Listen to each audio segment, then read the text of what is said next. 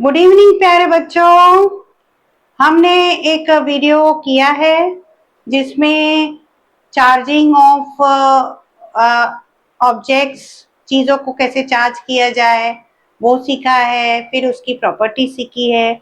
वहाँ से आगे बढ़ते हुए अभी हम कुलम्ब्स लॉ ऑफ फोर्सेस करेंगे और इस वाले वीडियो में कुलम्ब्स लॉ ऑफ फोर्सेस का फॉर्मूला बनाएंगे। फिर उसके कुछ अलग अलग प्रकार के न्यूमेरिकल्स कैसे कर सकते हैं, कैसे थियरी को न्यूमेरिकल के साथ जोड़ सकते हैं वो सीखेंगे। फिर उसके बाद एक कूलम का डेफिनेशन करेंगे। ये है इस वीडियो का शॉर्ट ब्रीफ। ठीक है, चलिए अब कूलम्स लॉ ऑफ फोर्सेस का एक स्टेटमेंट है जिसमें ये है कि फोर्स जो है दो चार्ज के बीच इनवर्सली प्रोपोर्शनल टू उन दोनों के बीच जो अंतर है आर, उसके इनवर्सली प्रोपोर्शनल का स्क्वायर है। और दूसरा भाग जो कुलम्ब्स लॉ का है वो है फोर्स जो है वो डायरेक्टली प्रोपोर्शनल है दोनों चार्जेस के प्रोडक्ट का। सो मैथमेटिकल अगर लिखा जाए तो F directly proportional to 1/r², otherwise inversely proportional to r square. F directly proportional to Q1 and Q2. अगर इन दोनों प्रोपोर्शनलिटीज को जोड़ा जाए, ये स्टेटमेंट 1 है, ये स्टेटमेंट 2 है, जो कुलम्ब्स लॉ के दो भाग है। इन दोनों को जोड़ा जाए प्रोपोर्शनलिटीज को तो हमें एक इक्वेशन मिलेगा जिसमें हमें एक फॉर्मूला दो चार्जेस के बीच जो फोर्स है उसका लिख पाएंगे, जहां पे K is equal to a constant है। अब यहाँ पे हमने दो चार्जेस कहाँ पे रखे हैं, Q1 Q2, बीच में कितना अंतर है R, कहाँ पे रखे हैं, वैक्यूम। सो अगर उन दोनों फोर्सेस में रिपल्शन होगा या अट्रैक्शन होगा तो उन दोनों के बीच का force F is equal to K Q1 Q2 upon r² होगा, जहां पे K एक कांस्टेंट है जिसकी वैल्यू है 9 इंटू 10⁻⁹ न्यूटन मीटर स्क्वायर पर कूलम्ब स्क्वायर, जिसका फॉर्मूला है K इज इक्वल टू 1/4πε0। अब यहाँ पे ये जो 9 मीटर स्क्वायर पर कूलम्ब स्क्वायर है ये K की SI यूनिट है। K हमेशा एक पॉजिटिव नंबर है जो 1 से ज्यादा है, जो K हमेशा ग्रेटर देन 1 होगा। अब एप्सिलॉन नॉट क्या है, एप्सिलॉन नॉट जो है electrical permittivity of free space है।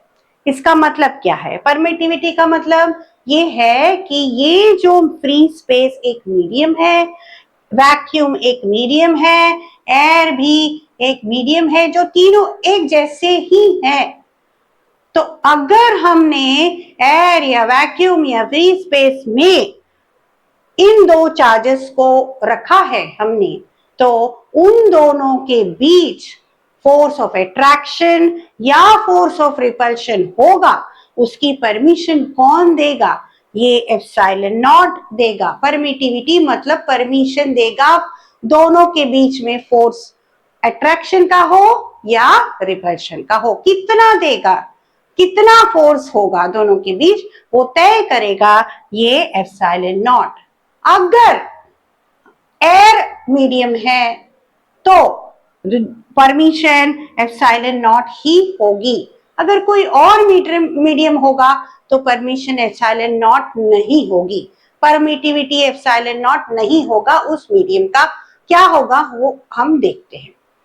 एप्सिलॉन नॉट की वैल्यू जो है 8.854 इंटू 10⁻⁻12 कूलम्ब स्क्वायर पर न्यूटन मीटर स्क्वायर है, जो एक एसआई यूनिट है। अब ये वैल्यू जो है इसको और ये वैल्यू इसको दोनों को बाय हार्ट करनी है और ये दोनों ही यूनिट को भी बाय हार्ट करना है।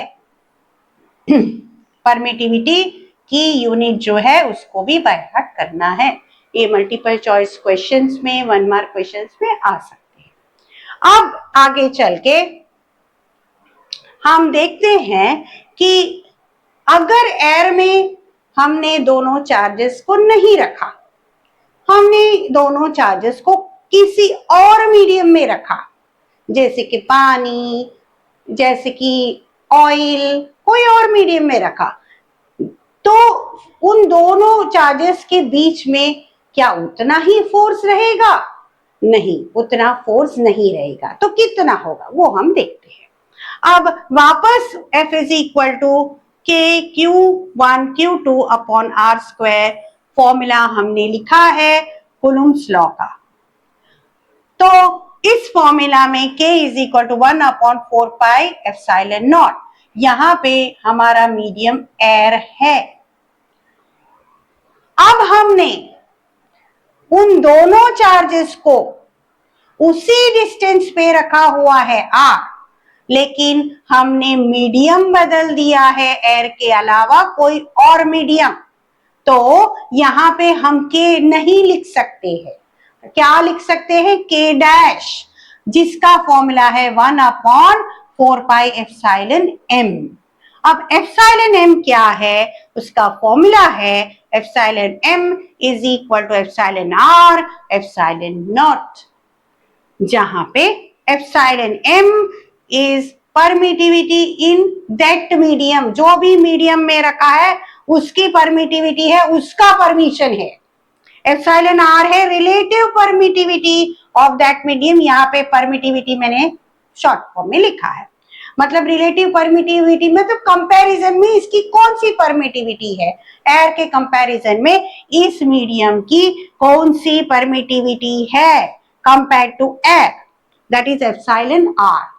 And epsilon naught permittivity in air free space vacuum, उसका फॉर्मूला है epsilon m permittivity of the medium is equal to relative permittivity of the medium multiplied by permittivity in free space। अब यहां पे epsilon r is equal to 1 है for air, इसीलिए जब हम force between two charges air के लिए लिखते हैं तब K लिखते हैं, जिसमें K is equal to 1 pi 4 pi epsilon naught है, epsilon r is equal to 1, इसीलिए हम उसको नहीं लिख रहे हैं। इसका मतलब है जब फोर्स गिनेंगे हम एयर में चार्जेस को, तो उस फोर्स का आंसर या फोर्स की वैल्यू सबसे ज्यादा होगी, क्योंकि यहाँ पे सिर्फ एप्सिलॉन नॉट ही है। F मैक्स कब मिलेगा? जब हमने दोनों चार्जेस को एयर में रखा हुआ है तब। क्यों? क्योंकि एयर में रखने से epsilon r is equal to 1, कोई और मीडियम में हमने अगर चार्ज को रखा तो ये वैल्यू बढ़ेगी, क्योंकि ये एप्सिलॉन r की वैल्यू भी पॉजिटिव ही है और ग्रेटर देन 1 ही है। तो हम या तो epsilon m is equal to 2 epsilon naught या 3 एप्सिलॉन नॉट या 4 एप्सिलॉन नॉट लिखेंगे, तो यहाँ पे एप्सिलॉन r की वैल्यू बढ़ेगी, तो ऑटोमेटिकली ये जो है वो रेड्यूस होगा, कम होगा। डिनोमिनेटर को ज्यादा करने से न्यूमरेटर जो डिवीजन है वो कम होता है। इसका मतलब क्या है? एयर में अगर चार्जेस को हम रखते हैं, दो चार्जेस को, फोर्स उनमें ज्यादा होगा, सबसे ज्यादा होगा। अगर हम एयर में नहीं रखते हैं चार्जेस को तो वो फोर्स कम होगा, डिपेंडिंग ऑन एप्सिलॉन r की वैल्यू कितनी है, 2 या 3 है जो है।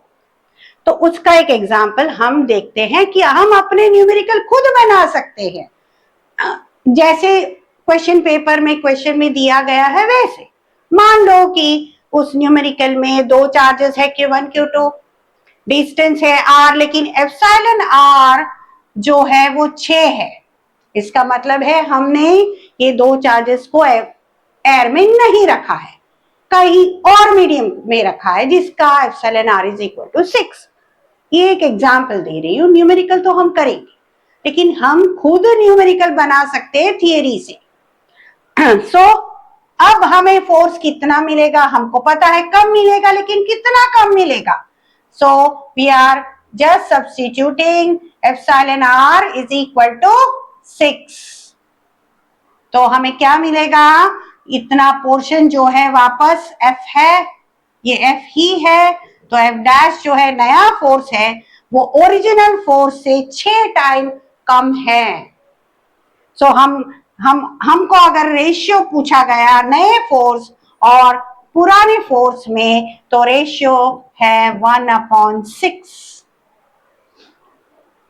नया फोर्स जो है पुराने फोर्स से 6 टाइम कम है, या पुराना फोर्स जो है वो नए फोर्स से 6 टाइम ज्यादा है, टाइम्स ज्यादा है। F is equal to 6F dash. ये अंतर होगा अगर हमने मीडियम बदल दिया तो। अगर हमने एयर नहीं मीडियम रखा तो हमें मैक्सिमम फोर्स नहीं मिलेगा। जाहिर सी बात है, क्योंकि K is inversely proportional to epsilon r। जैसे ये बढ़ेगा, एप्सिलॉन r की वैल्यू बढ़ेगी, वैसे K कम होता जाएगा, तो हमें फोर्स भी कम ही मिलेगा। चलो अब हम चलते हैं दूसरे एक वेरिएशन में। वापस हम वही फॉर्मूला लिखेंगे कुलम्ब्स लॉ का। अब हमने वेरिएशन Q में किया है, तीन ही वेरिएबल है K, Q और R। K में वेरिएशन हमने देख लिए, अब Q में वेरिएशन देखते हैं। पहला चार्ज डबल कर दिया है, दूसरा चार्ज वैसा ही रखा है। तो आमतौर पे बच्चे क्या करते हैं, पहला चार्ज डबल है तो फोर्स डबल होगा या हाफ होगा, ऐसा लिख देते हैं। ऐसा नहीं है। जो हमें फोर्स की वैल्यू फाइंड आउट करनी है, उस फॉर्मूला में जो भी वेरिएशन दिए हैं उसको सब्स्टिट्यूट कीजिए, तो हमने वापस नया फोर्स मिलेगा। जो भी वेरिएशन आप K में करो या Q में करो या Q1 में करो, Q2 में करो, R में करो, नया फोर्स ही मिलेगा, ये पुराना फोर्स नहीं मिलेगा, क्योंकि आपने वेरिएशन की है। सो नया वेरिएशन किया है कि हम Q1 के बदले में हमने Q1 को अभी डबल कर दिया है, जो है Q dash. Q double dash को वैसा ही रखा है।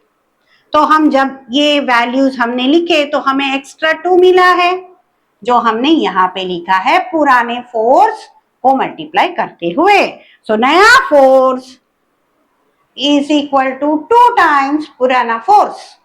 रेशियो नया फोर्स डिवाइडेड बाय पुराना फोर्स इज इक्वल टू 2। ये सारे क्वेश्चंस ऐसे वेरिएशंस के साथ आ सकते हैं। तो हमारा एक काम है, फॉर्मूला लिखो, वेरिएशंस को सब्स्टिट्यूट कीजिए और नया आंसर ढूंढिए। तीसरा वेरिएशन है R में चेंज। हमने पहले दो चार्जेस लिए थे, Q1, Q2, दोनों में अंतर लिया था R। अब ले रहे हैं दोनों में अंतर R dash is equal to R/2। हमने अंतर घटा दिया। अगर अंतर घटा दिया, हाफ कर दिया अंतर, तो कुछ बच्चे लिखेंगे फोर्स भी हाफ हो जाएगा, फोर्स डबल हो जाएगा। ऐसा नहीं है। देखिए, go back to the formula में चले जाइए वापस। अब नया फोर्स हमें मिला है R डैश के, वैसा का वैसा ही है, हमने इसको चेंज नहीं किया है। न Q1 चेंज है न Q2 चेंज है, सिर्फ R चेंज है R डैश तक। सो नया force is equal to K, Q1, Q2, यहाँ पे चेंज था, R/2 हो गया। तो अगर ये R/2 हो गया है तो R² यहाँ पे रखा, 2 2 4 ऊपर लेके गए। जब भी डिनोमिनेटर में या न्यूमरेटर में ऐसे डिवीजन वाले नंबर्स हो, ब्रैकेट्स कीजिए, वहां पे गलती होती है।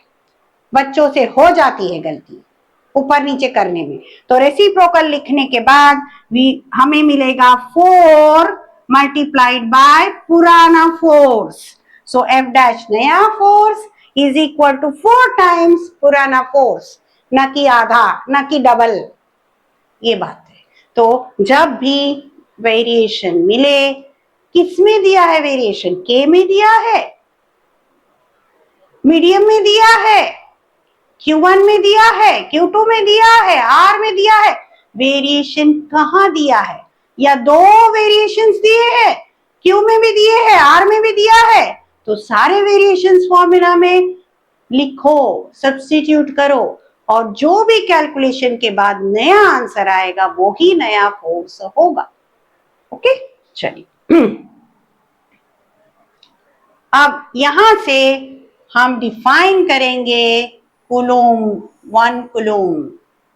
ठीक है, अब वापस हम इस फॉर्मूला में चले जाते हैं और यहां पे सब्स्टिट्यूट करते हैं। Q1 is equal to 1 coulomb, Q2 also equal to 1 coulomb. हमने खुद सब्स्टिट्यूट किया है, हमने यही दो चार्जेस ली है। Q1 is equal to 1 coulomb, Q2 is equal to 1 coulomb, और दोनों के बीच में अंतर है 1 मीटर। यही वैल्यूज यहाँ पे सब्स्टिट्यूट की है। 1 कूलूम इंटू 1 कूलूम इंटू 1 मीटर स्क्वायर, क्या मिलेगा? K का K, C into C square, M into M square लिख दिया। अब K की वैल्यू बाय हार्ट की है हमने। क्या है K की value? 9 into 10⁻⁹ newton metre square पर कूलूम स्क्वायर। हमने लिख दी K की वैल्यू। रहा ये यूनिट जो हमने यहाँ पे मल्टीप्लाई करके लिख दिया। C स्क्वायर को काट दिया, M स्क्वायर को काट दिया, बचा क्या? F is equal to 9 into 10⁻⁹ newton. तो एक चार्ज कूलूम, दूसरा एक कूलूम, दोनों के बीच में अंतर 1 मीटर जब हमने रखा, फोर्स अगर 9 इंटू 10⁻⁹ न्यूटन है जो, तो रखा हुआ चार्ज जो है 1 कूलूम ही होगा। वापस, अगर हमें दोनों चार्ज के बीच फोर्स गिनने के बाद 9 इंटू 10⁻⁹ न्यूटन मिला और दोनों चार्जेस के बीच अंतर हमने 1 मीटर रखा हुआ है, तो वो दो चार्ज जिसको हमने रखे हुए हैं वो डेफिनेटली 1 कूलूम ही होंगे। इसका मतलब क्या है? that 1 coulomb is equal to the force experienced by charges when they are kept at a distance of 1 meter. How much is that force? Force जो है वो 9 इंटू 10⁻⁹ न्यूटन ही होगा। तब जाके वो दो चार्जेस जो हमने रखे हुए हैं वो 1 कूलूम ही होंगे। ओके, आई होप मैंने आपको अच्छी तरह से समझाया है। अगर आपको मेरा समझाना, एक्सप्लेन करना अच्छा लगा तो शेयर कीजिए, लाइक कीजिए, कमेंट कीजिए, फॉरवर्ड कीजिए, सब्सक्राइब कीजिए मेरे इस चैनल को और वीडियोस को। धन्यवाद।